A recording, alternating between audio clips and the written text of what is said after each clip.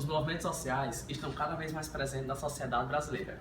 Existem diversos tipos de movimentos sociais, e um deles que podemos citar é o movimento social urbano, que atua nas grandes capitais. Infelizmente, grande parte da população desconhece o assunto, como acompanharemos a seguir.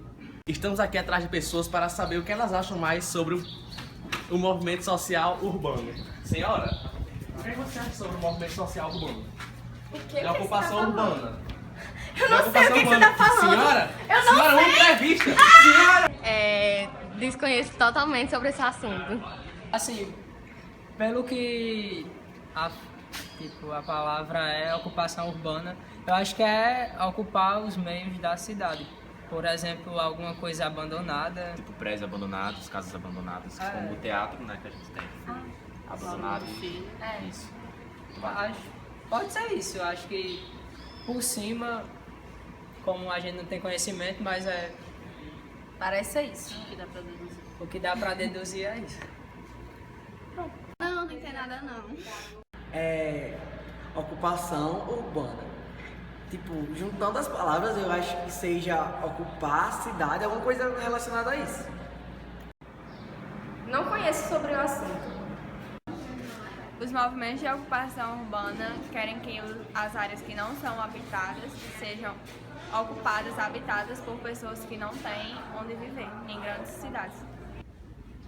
Como vimos, os movimentos de ocupação urbana são pouco conhecidos. Entretanto, é necessário o entendimento deste assunto, e isso é estudado pelas ciências humanas. São os movimentos de ocupações urbanas. Os movimentos de ocupações urbanas são espaços de apropriação da cidade a partir de uma nova construção das dinâmicas de relações sociais e de relações de produção do lugar. Há especulações imobiliárias, há espaços de construção social no qual integrantes da cidade muitas vezes não usufruem de todos os benefícios das relações ali produzidas. Os movimentos de ocupações urbanas, eles tendem a dialogar com esse problema e são frutos desse problema e são uma tentativa de reocupar os espaços da cidade a partir da dinâmica que é própria dela. Certo? Então, isso é importante a gente compreender. Existem diversos tipos de movimento de ocupação urbana. Então, e várias compreensões. Mas normalmente sempre dessa dinâmica de compreensão das relações de produção de gente em cada lugar, no locus no qual você se estabelece. Aí, exemplos de movimento, eu não conheço os movimentos aqui, mas eu conheço os movimentos, como por exemplo o movimento dos movimentos que a gente conhece como movimentos sem tetos, né, os movimentos de área urbana. Não é e nunca foi uma escolha dos trabalhadores morar em periferias. Ao contrário do que se parece, não faltam casas no Brasil. Há mais casas do que famílias para morar nelas. Como vimos, existem milhões de pessoas sem teto no Brasil.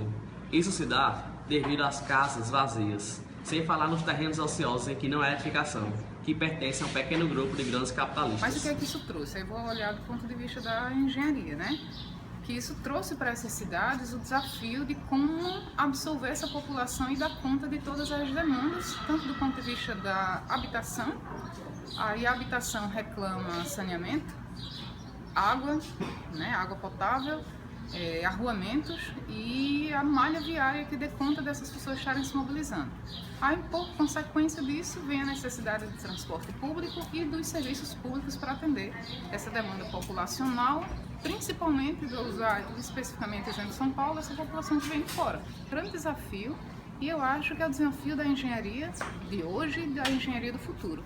Porque a tendência é, infelizmente, as pessoas procurarem sempre os centros urbanos, porque é lá onde elas veem a perspectiva de empregabilidade, perspectiva de desenvolvimento, de formação, de ter uma medicina melhor, de ter uma escola melhor para os seus filhos, e isso é bom por um lado, mas traz esse desafio para que o poder público e as cidades possam absorver esse excedente, né, de população que crescendo, né, as áreas urbanas.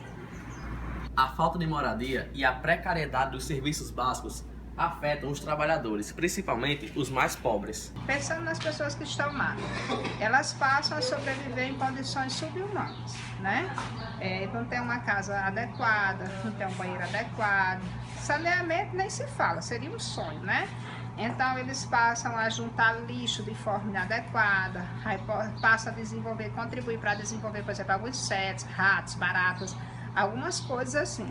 Então, eles passam a viver correndo o risco de pegar epidemias, acúmulo de água inadequada, acúmulo de lixo, né, de lixo doméstico, lixo sanitário, você está entendendo? Então, é uma preocupação para as pessoas que estão lá, porque não receberam nenhum amparo do Estado que eu digo do governo, do momento, seja municipal, seja estadual, né? Não receberam nenhuma orientação, a preocupação social. A distinção entre o direito do rico e o direito do pobre é evidente.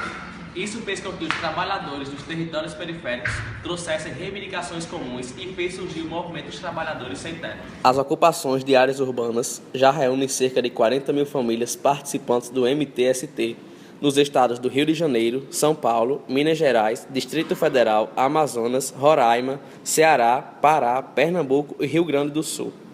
Como afirma Touré, a sociedade molda o seu futuro, com mecanismos estruturais e lutas sociais, ou seja, movimentos sociais são de extrema importância para a sociedade. Com isso, é necessário que o governo abra portas para o diálogo com esta parcela da população.